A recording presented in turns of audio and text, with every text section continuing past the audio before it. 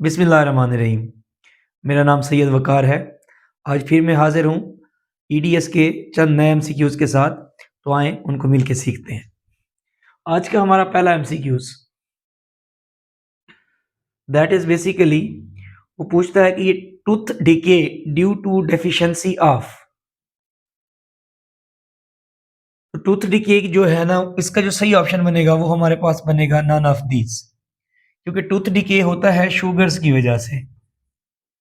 हमारे माउथ के अंदर कुछ बैक्टीरिया होते हैं, अगर वो पास्ट पेपर्स में बैक्टीरिया के ऊपर या शुगर के ऊपर एमसीक्यूज देता है, ये दो हों तो इनको आपने ऑप्ट करना है। तो बैक्टीरिया जो है ना, इन शुगर के ऊपर अमल करके एसिड बनाते हैं। वो एसिड जो है ना हमारे दांतों के अंदर कैविटीज प्रोड्यूस करता है। इस कैविटीज को हम क्या कहते हैं? टूथ डिके कहते हैं। आप में से बहुत सारे बच्चे कहेंगे कि फ्लोरीन जरूरी होती है दांतों के लिए। नो डाउट, हमारी दांतों की सेहत के लिए फ्लोरीन ज्यादा है, लेकिन अगर इस फ्लोरीन की वजह से जो बीमारी होती है उसको बोलते हैं फ्लोरोसिस। ये है डिस्कलरेशन ऑफ टीथ। दांतों का जो रंग है वो डिस्कलरेशन हो जाती है, रंग तब्दील हो जाता है, और वो भी फ्लोरीन की मिकदार अगर ज्यादा हो जाए तो। तो टूथ डिके के लिए जो आपने ऑप्शन लगाना है वो आपने लगाना है या तो शुगर्स की वजह से होता है, जो हम कार्बोहाइड्रेट्स खाते हैं उन पे बैक्टीरियल एक्शन की वजह से होता है, और फ्लोरोसिस जो है वो डिस्कलरेशन है, और अगर फ्लोरीन की मिकदार ज्यादा हो जाए तो। नेक्स्ट एमसीक्यूज है हमारे पास, which thing is invented by Pascal. तो पास्कल ने बेसिकली कैलकुलेटर को क्या किया था? इन्वेंट किया था। और 642, कहीं कहीं 644 भी कहेगा, तो 642 के अंदर पास्कल ने कैलकुलेटर इन्वेंट किया।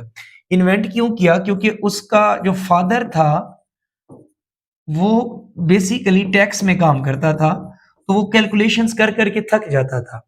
तो अपने बाप को फैसिलिटेट करने के लिए, उसको अपने बाप की तकलीफ देखी नहीं गई, उसको ठीक करने के लिए ब्लेज पास्कल, पूरा नाम उसका क्या था?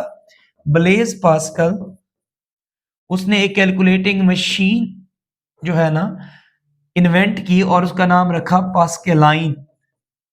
तो इसका मतलब है जो पहला कैलकुलेटर था उसका नाम क्या था? पास्केलाइन। अपने वालिद को दिया कि आप इससे कैलकुलेशंस किया करो। तो ये 1642 और कैलकुलेटर को इन्वेंट करने वाले जो है बेसिकली वो कौन है? पास्कल है। नेक्स्ट है study of earth's atmosphere is. तो इसका जो सही ऑप्शन है वो हमारे पास है मेट्रियोलॉजी। यहाँ पे ए डला हुआ है, हालांकि मीटियरोलॉजी। मेट्रियोलॉजी कहते हैं स्टडी ऑफ वेदर को, वो ऑप्शन दे तो भी ठीक है। और अगर एटमॉस्फेयर को ऐड करें तो आप मेट्रियोलॉजी को आना जनरल सेंस के ऊपर इसको क्या कर सकते हो? ठीक कर सकते हो। तो मेट्रियोलॉजी इसके साथ मिलता जुलता पास पेपर्स में एक और एमसीक्यूज भी आता है, वो आता है मीटरोलॉजी। मीटरोलॉजी कहते हैं स्टडी ऑफ मेजरमेंट्स को, इसको बोलते हैं स्टडी ऑफ मेजरमेंट्स।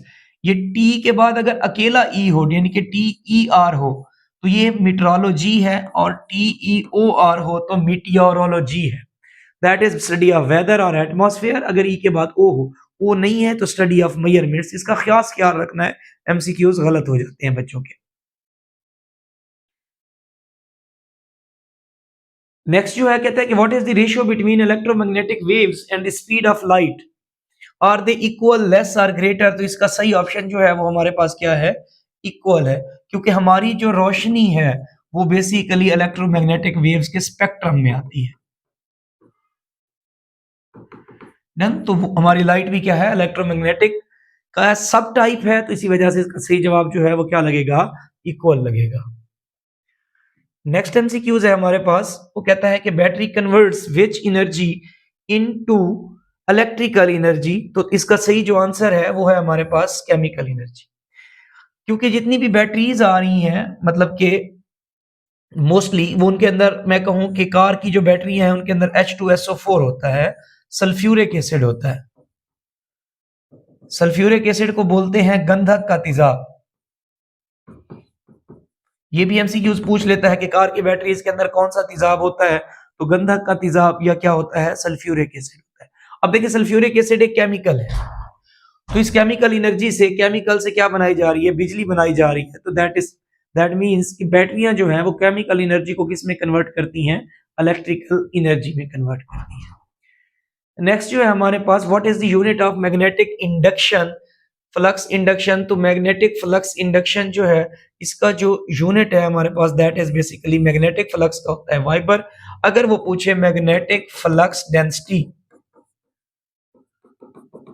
वो इक्वल होती है वेबर पर स्क्वायर मीटर के, और उसका जो यूनिट है वो क्या होगा, टेस्ला होगा। फ्लक्स डेंसिटी पूछे तो टेस्ला, और अगर अकेला मैग्नेटिक फ्लक्स पूछे तो वो क्या होगा हमारे पास, वेबर साहब ने अपने नाम पे ये यूनिट रखा था।